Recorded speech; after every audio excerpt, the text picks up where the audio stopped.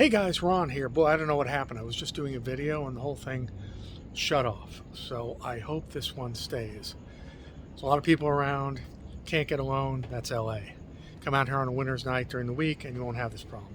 Tonight I'm in Marina del Rey and I'm at the harbor, which I'll show you in a minute.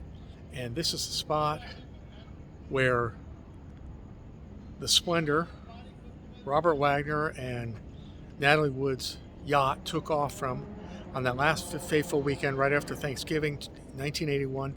Took off from here, went to the other side of, not Avalon, but the other side of the island on Catalina, and Natalie Wood mysteriously died there.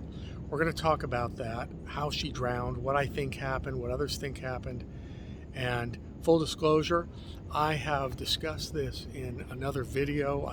About a year and a half ago, I was in front of the Natalie and Wagner home in Beverly Hills on Cannon Drive, but I hope to update it with this conversation tonight because I think there's some more interesting things I've learned since I did that first video.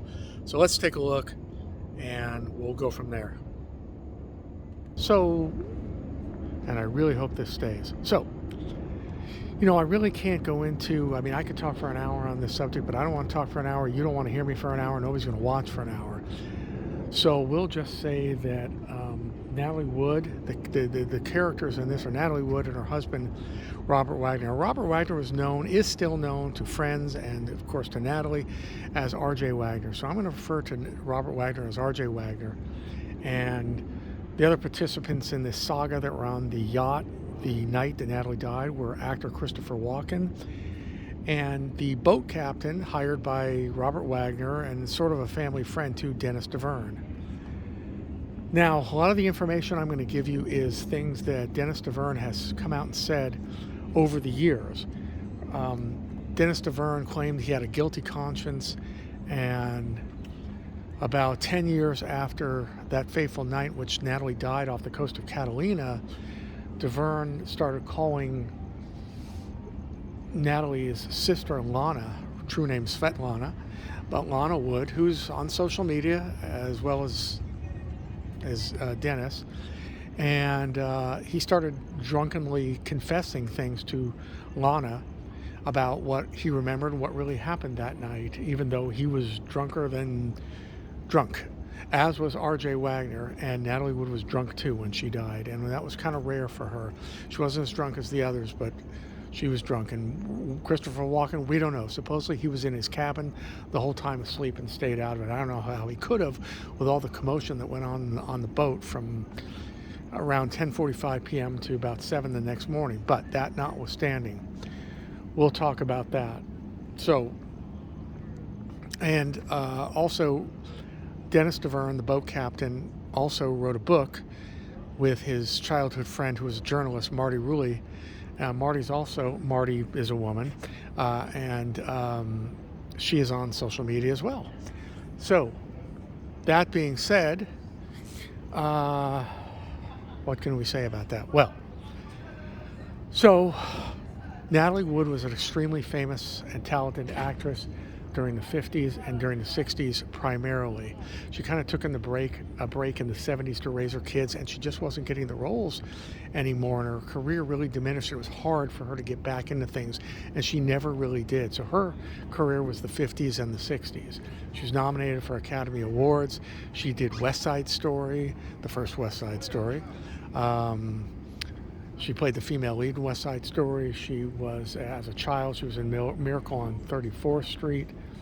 And this is another case where I don't even know, other than West Side Story, if I've seen any of Natalie's movies. I'm just interested in her as a person. I think I saw the wretched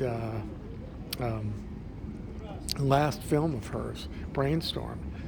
Brainstorm is the film that ultimately got her killed. Let's talk about that.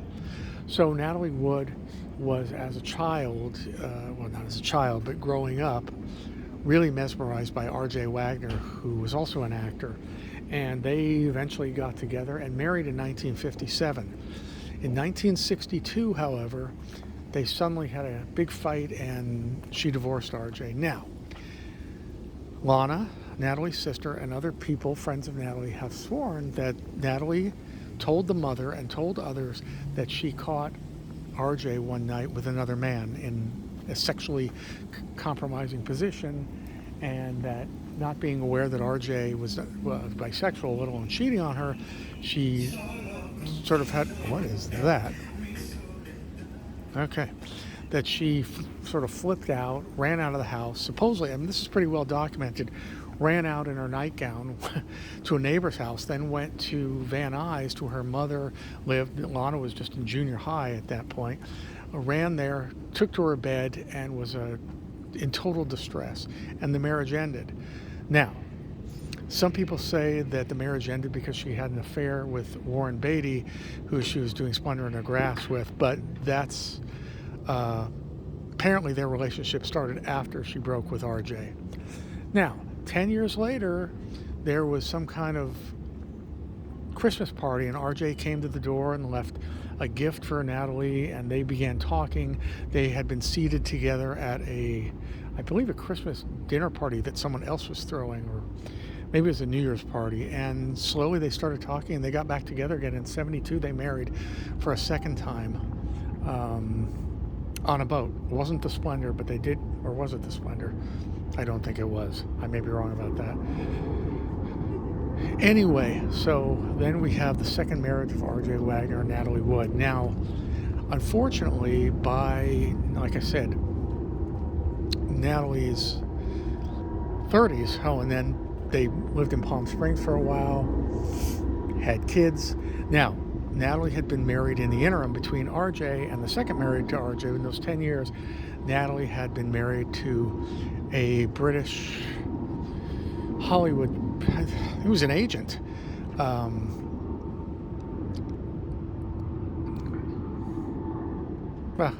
Don't you hate when you blank out on things? I don't remember Mr. Gregson's first name, but I'll think of it. But Mr. Gregson married Natalie, and this is important because supposedly what precipitated their divorce was that Natalie supposedly caught Richard Gregson, that was her husband Richard, in bed with, I believe of all things, her assistant, female assistant. And supposedly Natalie absolutely positively could not tolerate infidelity. In fact, she threw all his clothes out the window, and he returned to England or Wales, and I believe he stayed there. I don't believe he ever came back. Have to ask their daughter about that, Natasha. Now, Natasha considers herself to have two dads, Daddy Wagner and Daddy Gregson. That's what she says, and you can watch interviews with her. And by the way, for the record, Natasha stands by Robert Wagner and his denials of having anything to do with her mother's death. So, let's talk about it a little bit. So by the 70s, Natalie's star was diminishing. Like I said, she decided to take time to raise the kids, but she really hungered to come back to Hollywood after a while, and she just wasn't getting the parts at all. She did a couple of TV movies, Cracker Factory, and Eva Riker, and the last really hit she had was 1969, a movie called Bob and Carol and Ted and Alice, which I think I saw in the 70s. But her career really wasn't happening. When she tried to get back in, she did a movie called Meteor in 1979, which was a big flop. By the way, Lana, her beautiful younger daughter, oh my God, Lana, her beautiful younger sister, Lana, is also on social media, by the way, was an actress, but certainly never lived up to the fame that her older sister, Natalie, or Natasha, or Natalia, whatever Natalie's real Russian name was. Lana was a Bond girl. By the way, there's a interview, or there's something you can watch on YouTube, and it's Lana confronting R.J. Wagner. I think it's, I don't know if it's 2017, 18, 19, before. I don't know exactly what it was, but somebody is filming, and R.J. comes up to Lana and says, "You've accused me of being a murderer. You've accused me of this, that." I don't believe that Lana's nieces, R.J. and Natalie's kids, talk to Lana anymore because of that. She's kind of shut out from the family, and was periodically throughout Natalie's life, although I still believe that Natalie and Lana did have basically a close relationship. You know, Lana was the younger sister who could never quite achieve the fame, not even close actually, to Natalie, but she was quite beautiful. And their mother, you know, their mother was very superstitious. In fact, I'm sorry that I'm going back and forth here. The mother, always said that a gypsy had told her that she would die in dark water. And ironically, Natalie was terrified, petrified of dark water. In fact, she said this in print. She said it on interviews. You can find them on interviews. And every time she had to do a movie, she had to do a few movies where she was supposed to be drowning or in water. And it was really, really terrifying. So the whole thing about the gypsy and the water, it was very, very interesting. And Natalie's fear of dark water.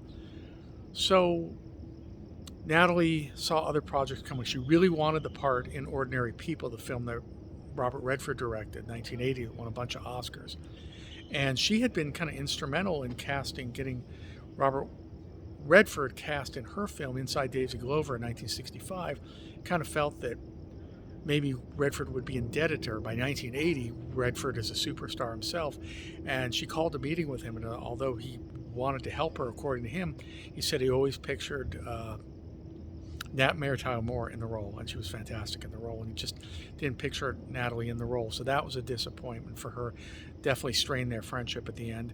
She got the book, she was reading the book Sophie's Choice, late in 1980, and certainly wanted that part, wanted to get the movie rights, and was chomping at the bit to get it. As we know, Meryl Streep got it and became a superstar afterwards. Natalie's career was not where she wanted, and also, even though RJ had found a hit series called Heart to Heart in the late 70s, it was putting a strain on their marriage, and Natalie was complaining that RJ was drinking steadily more and more the last few years. Now, Natalie tried to stay away. She definitely, according to friends, stayed away from drugs, but she also tried to stay away from hard drinking other than a glass of wine or two at dinner, generally speaking, or a martini, because couple of reasons. Because her father, who she loved dearly and died around 1980 from a series of heart attacks, unfortunately Faoud was was an alcoholic, and he could be very abusive when he was drunk, to the mother,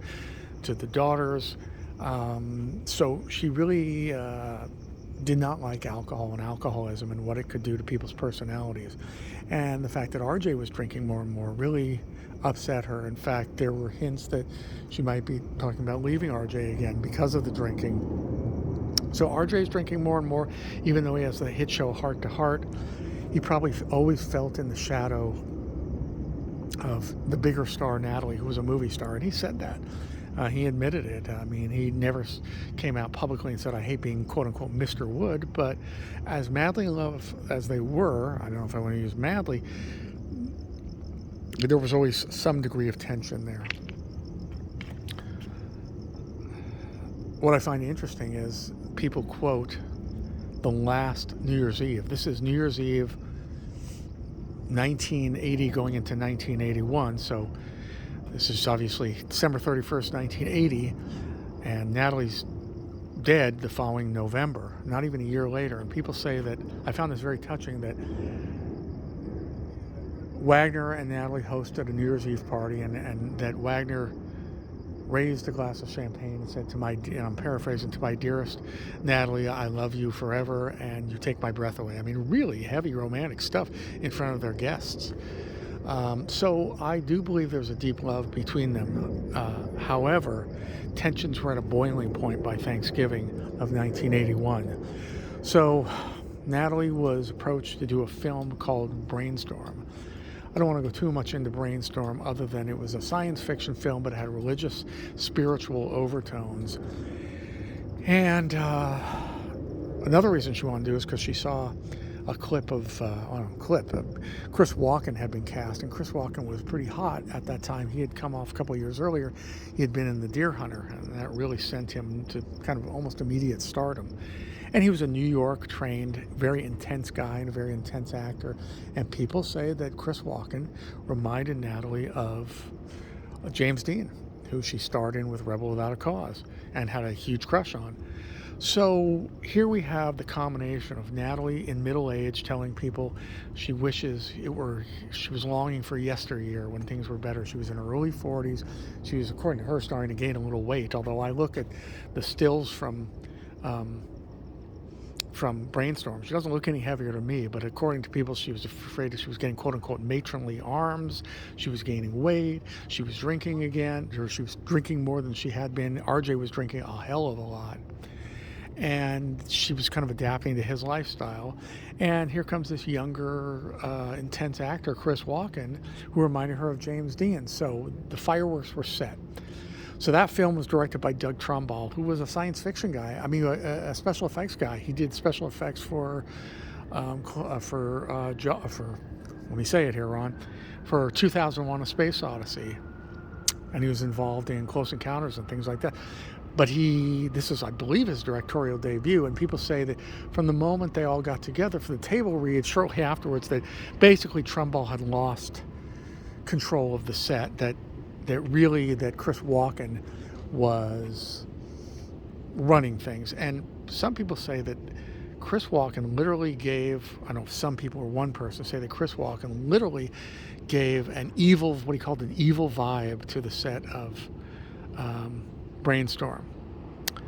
And Chris Walken kept encouraging Natalie to have a glass of wine or two with him at lunch, to loosen up. That was his big term, loosen up, and she would. And it was bad. She was starting to come to the set drunk. And people were noticing it.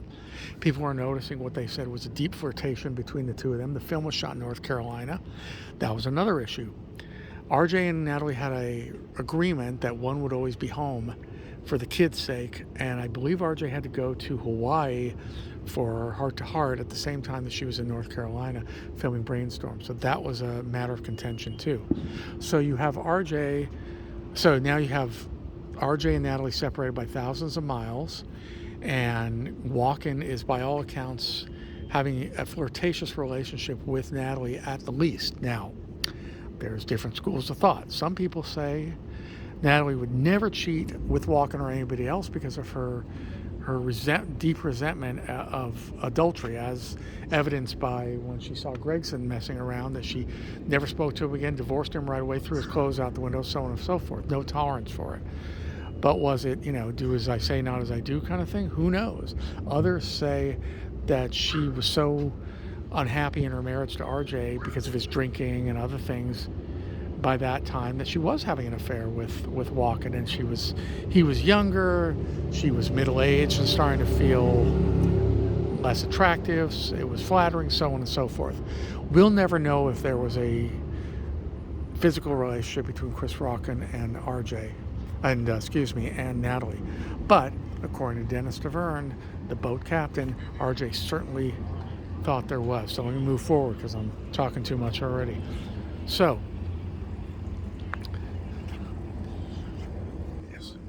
it was after Thanksgiving, and RJ and Natalie had a thing where they would invite friends on their yacht and take them out. Now, a lot of other people were invited that last weekend, but nobody accepted. One woman accepted, and then she thought, you know what, it's almost December, it's freezing, it's going to be choppy out there. She just didn't, it's drizzly weather, it was overcast, it was cold, even for Southern California. And the strait between Catalina and Marina del Rey here, it's choppy.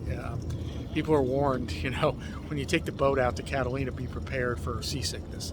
So everybody declined except Chris Walken, and Natalie supposedly wanted to show RJ that there was nothing going on with Chris Walken by inviting him on the boat. Well, according to Dennis DeVerne, the boat captain, the other person on the boat, tensions were there from the beginning with RJ. Now, the first day was Friday. They take off from Marina del Rey here. They're drinking and more drinking and more drinking until finally Chris gets sick, literally sick, ill from drinking, and retires to his cabin. Now, that night, supposedly, there was some kind of altercation we'll also never know the truth about. The real details. Supposedly, RJ wanted to cross the channel and get closer, get out of the choppy water and get closer to Catalina, which eventually he did. When Natalie died, they were only docked about 100 yards off the coast. Anyway, he wanted to cross the channel at night, and she didn't. And somehow, Natalie decided she wanted off the boat. In fact, she wanted to go home. So there were no seaplanes or boats to take her home that night. So already drunk, she decided to go with Dennis DeVerne, and they took the Zodiac, which comes up later as being fateful in her drowning, or did it.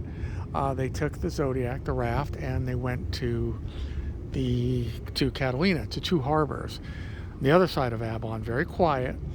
And they were directed there. They asked about a motel nearby. They were directed to a motel. Natalie said she wanted 2 rooms, one for her and one for Dennis, who she called the captain. Now, afterward, at first, DeVerne and RJ never told the police about this Friday night, Natalie going ashore and staying with Dennis in the motel. But when they finally admitted it afterwards, RJ said he had sent Dennis to be her quote-unquote bodyguard. So Natalie and Dennis check in to have 2 rooms. They ask about the ice maker. The woman at the motel, and this was just a motel, shows them the first room and says, "Shall I show you the second room?" And they said, no, it's okay. The next day, the maid said the second room was never used. So obviously, DeVerne stayed with Natalie that night in her room.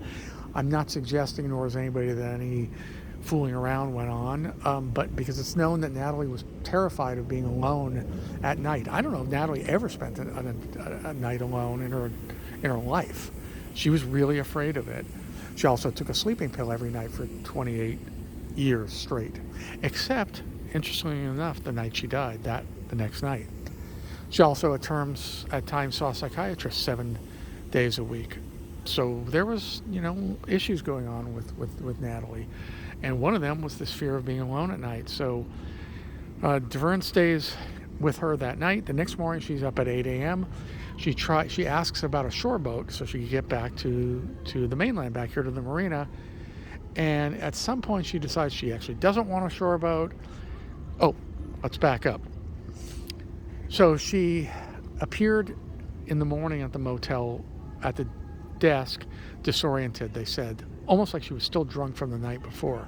She also tried to pay the bill, and they reminded her she had paid with a credit card the night before. So she was blitzed the night before, and she might have been still blitzed the next morning. But they said she was in a disoriented state. So once she figured out she was going to take a shore boat, as I said, back, she changed her mind.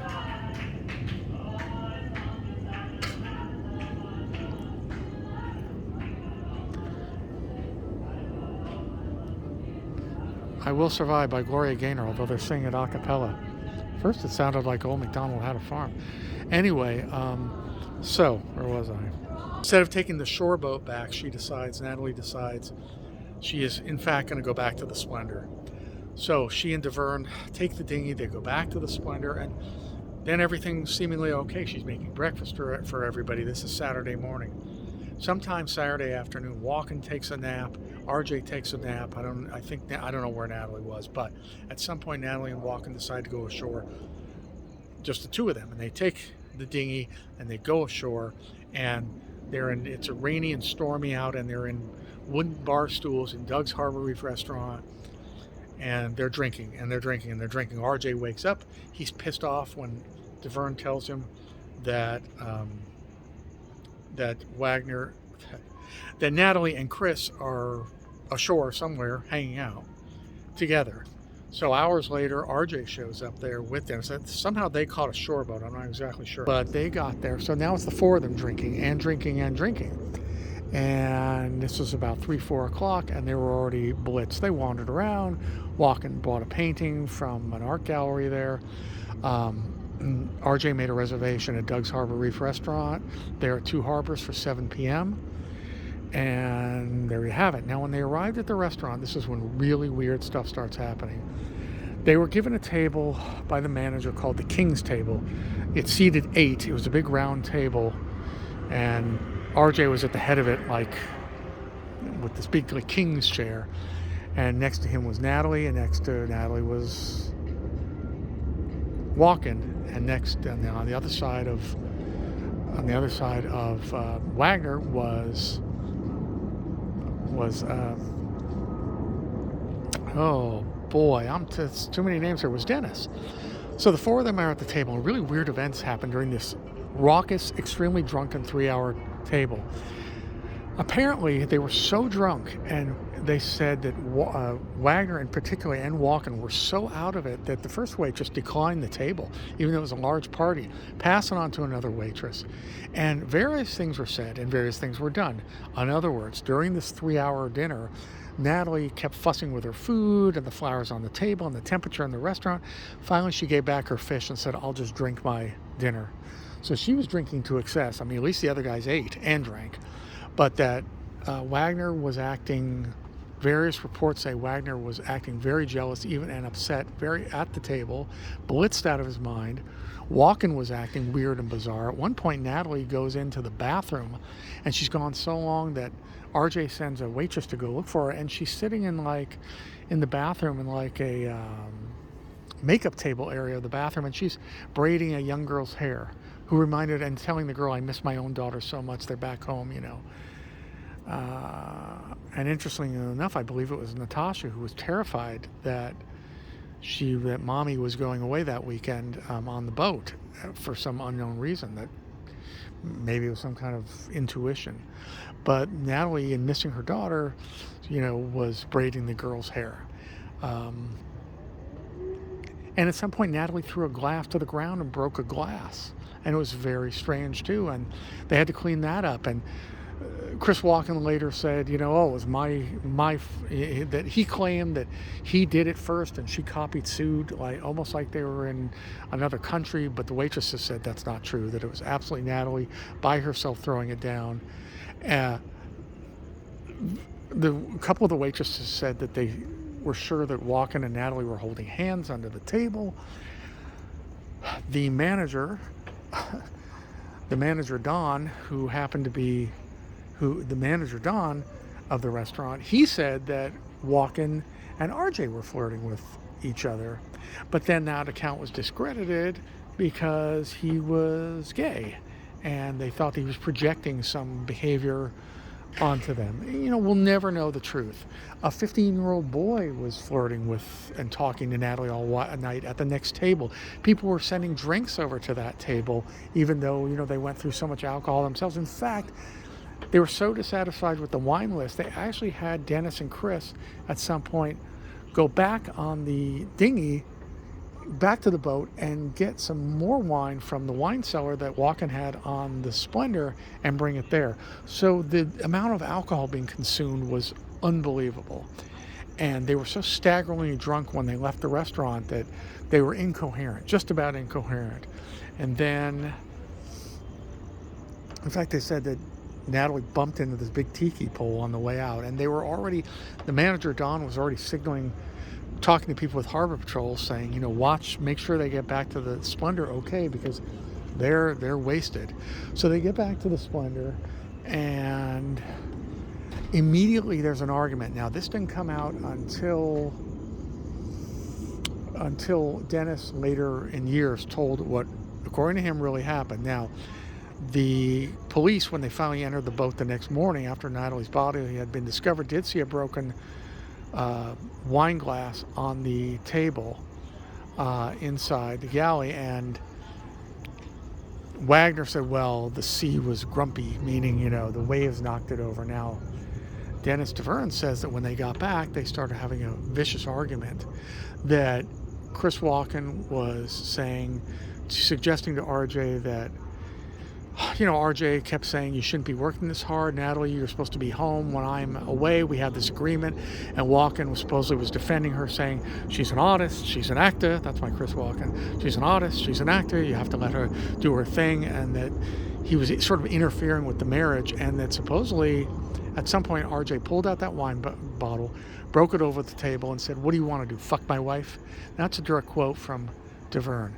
Now, at that point, supposedly, Natalie says, I've had enough of this. I can't stand it.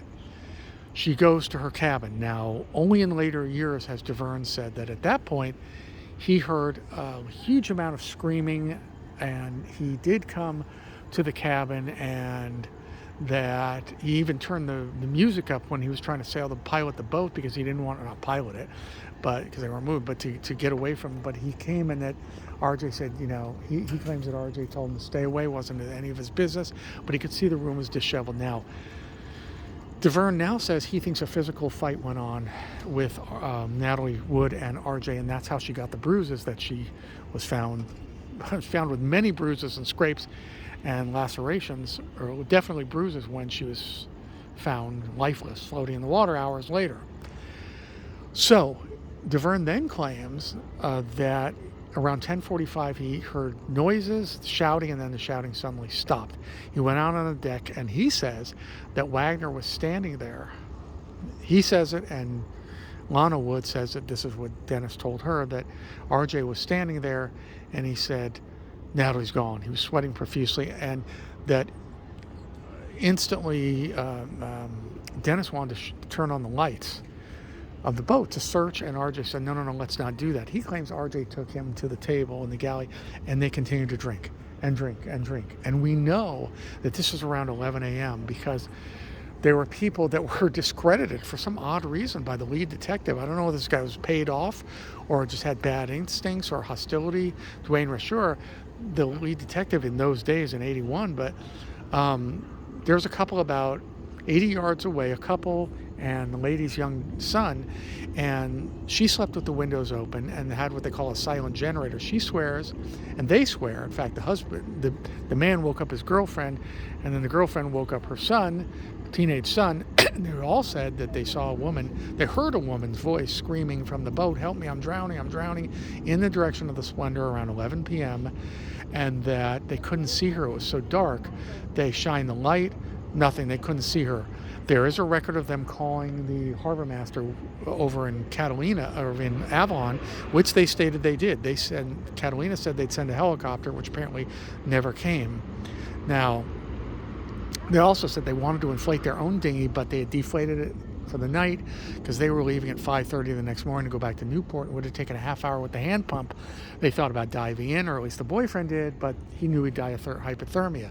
So they just let it go throughout the night, hoping she'd be found. They also said that they heard voices saying, male voices, very drunken, we'll get you, we'll hold your horses, kind of like that, being really flippant about it. So the thought is that Wagner, by some, including Lana and Dennis, is that during that fight, RJ either purposely knocked Natalie in the dark water, or she fell in the dark water, and then he set the dinghy off to make it look like she got in the dinghy. Well, all we know is that happened around 11 o'clock. Nobody was called until 1:30 a.m. by a very drunken Wagner. He didn't call the Coast Guard or Baywatch Harbor Patrol. He said he wanted to keep the search low key. He actually called Don, the restaurant manager who I discussed earlier, and Don was at 1:30 in the morning still awake on his boat, but they were using ship-to-shore radio. So Don got up and did a de facto. Don did kind of an amateur search around the island. They said he said that Wagner was so drunk he and Dennis were just incoherent, that they thought first RJ was saying she may have gone back to the restaurant. Why would they should go to the restaurant when the restaurant was closed, in the dinghy by herself? Now Natalie, when she was found, was wearing her nightgown, blue what they call slipper stocks, a big jacket, and what she did not have in her was her sleeping pill, the one she had every night for 28 years. So when, by the way, Natalie was finally found, it wasn't RJ that called the Harbor Patrol, but it was these guys, the restaurant workers, who two of them were the maintenance man and Don, the manager, were looking for her. They finally, I think around 3 in the morning, called Harbor Patrol, who helped them out. And around 5:30 in the morning, they found the dinghy. Here's what's interesting about the dinghy. The dinghy was bumping against some rocks in some kelp. The dinghy was in neutral and the oars were still in place. Nobody was in that dinghy, folks. And there were scratches on it. Was she trying to get in it? Was she ever really near it? Who knows? But that dinghy was not apparently used. Natalie was found about 2 hours later, hanging, drowned, on her, flat on her stomach, eyes wide open. The jacket was, they said, the only thing that was keeping her up, almost like that she was like hanging from the jacket, like it was a parachute, a really horrible sight to see. And when he found her, he said, those eyes, the harbor guy who found her said, those eyes, I know those eyes, that's Natalie Wood. Anyway, throughout that night, RJ was growing increasingly, before they found her, he was growing increasingly panicky, and so was Dennis. And Dennis later claimed that RJ would not let him use the searchlights. Like I said, on record, they didn't report it till 2.5 hours until she was gone, saying, oh, I was just looking. Wagner said he finally started looking for her at 1:30. 2.5 hours later, she wasn't there. The dinghy wasn't there. They assumed maybe she went to shore. Ridiculous things. Now remember, Natalie was petrified of dark water. She wouldn't have gone in the dark water. I really don't think she would have taken that dinghy, and it doesn't look like she was asleep. They think, RJ speculated that Natalie went to move the dinghy by herself because it was bumping up against the boat and she couldn't sleep. Now, for one thing, she hadn't taken her sleeping pill. Like I said, she did every night for 28 years, wasn't in her body, her system. So apparently she wasn't quite ready for sleep. Also, wouldn't she, even if she didn't want to talk to RJ, and she always got RJ, supposedly her standard line was, RJ, would you move the fucking dinghy? It's making so much noise. If she didn't want to talk to RJ after the argument that night, wouldn't she have gotten Dennis, her employee, to move the dinghy? Why would this woman in her slippers and in her coat and her nightgown go out on that wet, freezing deck at 11 o'clock at night to move the dinghy? I just don't think that's plausible. And there are other people, in fact, I think it was Robert Blake, who said Natalie, no matter how drunk she might have been, would never in a million years get in that dinghy by herself, especially at night. In fact, she never even went in during the day into that dinghy, certainly not by herself. When others went out fishing her on the dinghy, she'd stay on the shore, she'd stay on the deck reading scripts, reading magazines, so on and so forth. So the presumption she got in the dinghy to go somewhere is, to me, is just preposterous. The question is, Natalie get in the water? Dennis was very quiet, didn't want to answer anything with the initial investigations. He suddenly had RJ's lawyers with him. Dennis later claimed that he was sort of a prisoner of RJ's Cannon house afterwards, that he was given some acting parts or extra parts on RJ's show Heart to Heart afterwards. We'll never know the truth. Did he sign an NDA disclosure? He doesn't say he did, but did those even exist in 81? Who knows? All we know is that Dennis has come out in the last couple of decades and talked about what he knows. He doesn't know everything because he swears he didn't see Natalie get in the water. But all we know is RJ, and I believe 2018, was named a person of interest. And, RJ's going to take this to his grave, what he knows. Something, he was innocent, she slipped and fell, something, he pushed her in the water. But whatever happened, for some reason Natalie got in the water and nobody was there, despite what I'm sure was her screaming to save her. Were the guys just too whacked out of their minds drunk? They were incoherent drunk. Almost incoherent drunk, according to Don, the restaurant manager, and the Coast Guard guys. But were they so wasted that they didn't know she was in the water screaming, help me, help me, help me? And I'm sure she was. And I don't believe these witnesses 80 yards away in their boat were lying. I think they heard her screaming. And they said the only reason they heard her screaming is because they slept with the windows open, because the woman was claustrophobic, and they had a silent generator, unlike the other boaters there. Very long video, guys. Sorry about the length. I hope you hung in towards the end. Put in your comments. Tell me what you think. I'm not going to do the My Name is Ron. You know that. Please subscribe, all that. This video is too long already. Anyway, that's it for now. What really happened to Natalie Wood from here in Marina del Rey, where the boat took off for on her last fateful weekend. See you at the next location. Thank you. Bye.